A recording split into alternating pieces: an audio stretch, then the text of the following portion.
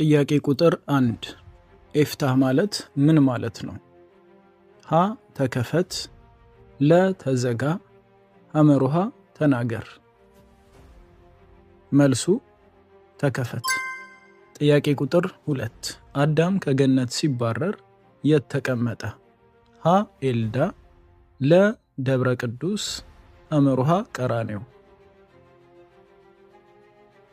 መልሱ ኤልዳ። ጥያቄ ቁጥር 3 ኖህ መርከቡን የሰራው ስንት ዓመት ነው? ሀ 100 ዓመት፣ ለ 120 ዓመት፣ ሐመሩሃ 40 ዓመት። መልሱ 100 ዓመት። ከጥፋት ውሃ በኋላ የሰው ልጆች ቋንቋ የተደበላለቀበት ቦታ ምን ይባላል? ሀ ባቢሎን፣ ለ ናዝሪት፣ ሐመሩሃ ሲና። መልሱ ባቢሎን። ጥያቄ ቁጥር 5 አብርሃም ይስሐቅን የወለደው በስንት ዓመቱ ነው? ሀ በ75፣ ለ በ100፣ ሐመሩሃ በ90። መልሱ በ100። ጥያቄ ቁጥር 6 የይስሐቅ ሚስት ማን ትባላለች? ሀ ርብቃ፣ ለ ራሄል፣ ሐመሩሃ ሊያ። መልሱ ርብቃ። ያዕቆብ የቀበረው የአማልክት ምስል ምን ይባላል? ሀ ቴራፊም፣ ለ ጣዖት፣ ሐመሩሃ ምስል። መልሱ ቴራፊም። ሙሴ በፈርዖን ቤት ስንት ዓመት ኖረ? ሀ 40፣ ለ 30፣ ሐመሩሃ 20።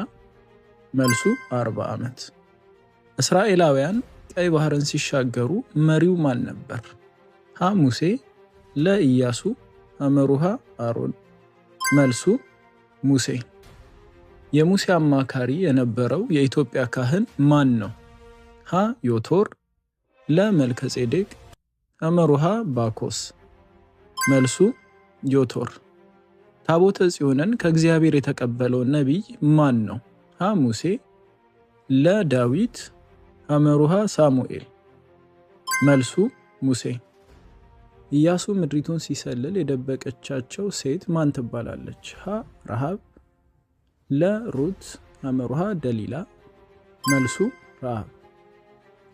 ሳምሶን የገደለው እንስሳ ማን ይባላል? ሀ አንበሳ፣ ለ ድብ፣ ሐመሩሃ ግመል። መልሱ አንበሳ። የዳዊት አባት ማን ነው?